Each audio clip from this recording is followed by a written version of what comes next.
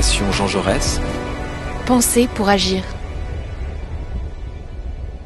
Nicolas Dubout, bonjour. Bonjour. Vous avez fait paraître donc au PUF, il y a de cela quelques semaines, un ouvrage L'avenir confisqué, qui nous a paru extrêmement intéressant lorsqu'on parle évidemment de tous les enjeux de solidarité, et plus particulièrement encore de la façon dont on peut aujourd'hui appréhender la pauvreté et surtout tenter d'inventer des outils contemporains, etc., qui puissent être à la fois utiles et efficaces aujourd'hui. Ce que je vous propose en fait, c'est on a fait aujourd'hui une séance de travail à la Fondation Jean Jaurès autour de votre ouvrage et on s'est dit que ce serait l'occasion pour vous, autour de 4 concepts, de présenter le contenu de votre ouvrage. Le premier de ces concepts, c'est celui qui finalement est le concept englobant de l'ouvrage, c'est la synthèse projective. Alors, merci d'abord pour votre invitation. Il y a évidemment dans cet ouvrage un effort théorique de conceptualisation du monde social, d'essayer de prendre la question des inégalités en essayant de la rapprocher de la manière dont elle est vécue, donc d'articuler l'expérience et la science ou la mesure. Et la question que vous posez, c'est la question de la synthèse projective. C'est l'idée assez simple en fait, que quand on demande à des acteurs de se positionner dans la société, on va avoir accès à une information qui n'est pas une information sur comment je perçois, quelle est mon opinion sur le monde, qui est là pour le coup très partiale, très subjective au mauvais sens du terme, très fragile. On va avoir une information très intéressante, très heuristique, un révélateur. Pourquoi ? Parce que elle nous donne accès à ce que j'appelle synthèse projective. Donc c'est cette idée que, en fait, il y a une capacité de l'acteur à agréger les différents critères de sa position sociale, son revenu, sa position, son diplôme, son patrimoine, bien sûr, on y reviendra peut-être, avec, encore une fois, cette importance de la manière dont les gens se projettent dans l'avenir, de la manière dont les gens, finalement, vont se positionner quelque part dans la société en fonction de leur plus ou moins grande capacité à investir l'avenir, à s'y projeter, à y faire des projets. Et la synthèse projective, c'est l'idée très simple que la position subjective est révélatrice des inégalités objectives. Alors justement, ça renvoie effectivement aux 2 dimensions qui ont été beaucoup commentées par rapport à votre ouvrage et dont on a beaucoup débattu d'ailleurs encore ce matin à la Fondation Jean Jaurès, des dimensions qui s'entrecroisent, qui sont totalement articulées l'une à l'autre. La première, le rapport à l'avenir et donc notamment la notion de stabilisation, de sécurisation des parcours, de la façon dont les gens aujourd'hui, finalement, le rapport à l'avenir comme nouveau déterminant social. Absolument. C'est toute la thèse du livre, c'est de montrer que le rapport à l'avenir, en quelque sorte, fait la classe sociale. Il est agissant. Il nous permet de mieux penser les inégalités dans la société. Et donc, j'essaie de montrer comment ce rapport à l'avenir, il est dans une étroite relation avec les conditions matérielles d'existence, les ressources, mais qui nous dit quelque chose de plus finalement. Il nous donne une information sur la manière dont l'individu va faire quelque chose de toutes ces ressources. Et donc, c'est une information qui a du sens social et, comme on est à la Fondation Jean Jaurès, aussi politique. C'est comment ça se traduit concrètement dans des aspirations, des valeurs et des projections. Et donc, l'idée, c'est de relire toute la structure sociale, l'ensemble, à l'aune de ce critère du rapport à l'avenir. Et donc, je distingue l'avenir confisqué des catégories populaires, des catégories qui souffrent, l'avenir projeté des classes moyennes, qui sont vraiment dans cette dynamique d'anticipation, d'accumulation de temps long, et puis l'avenir maîtrisé des catégories supérieures qui, elles, ont une capacité, parce qu'elles ont des ressources économiques importantes, parce qu'elles ont du prestige aussi, eh bien, de maîtriser leur avenir personnel, leur avenir familial et c'est l'autre thèse du livre, l'avenir collectif, c'est-à-dire l'avenir de la société à travers leur capacité à informer ou à influencer des choix sociaux et collectifs. Donc l'avenir confisqué, c'est à la fois la description des catégories modestes qui n'arrivent plus aujourd'hui à s'inventer ou à se donner un avenir dans la société parce qu'elles n'en ont plus les moyens. Et en même temps, c'est le mécanisme de confiscation qui va du haut vers le bas de la société et qui fait que la propriété, notamment le patrimoine, donne la maîtrise sur son propre temps, mais aussi sur le temps des autres.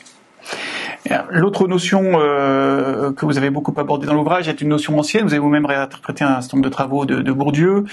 C'est quelque chose qu'on trouve dans l'économie du bonheur, etc. C'est la notion de subjectivité, de position vécue, évidemment, qui est tout aussi déterminante pour se situer dans la société que la position qu'on vous octroie, soit dans les statistiques, soit à partir de données, soit sous forme de statut, même si c'est quelque chose qui a tendance à beaucoup justement reculer aujourd'hui. Il y a un mot qui fait florès aujourd'hui, vous avez vous-même utilisé, mais sur lequel vous travaillez depuis un moment maintenant, qui est la notion de ressenti.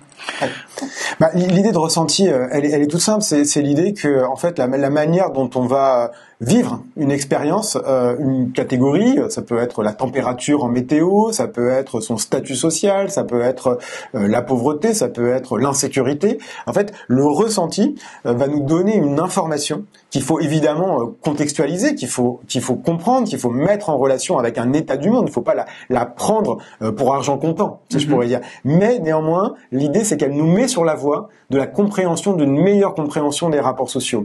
Et donc, toute l'idée, c'est de partir du ressenti pour reconstituer une sociologie ou une science sociale des structures, de l'objectivité, des rapports sociaux de domination, à partir de cette clé d'entrée qui est le ressenti. Et donc, par rapport à votre question, évidemment, c'est de dire, voilà, il faut pas laisser de côté cette dimension vécue, incarnée, l'épaisseur du monde social, des souffrances, etc.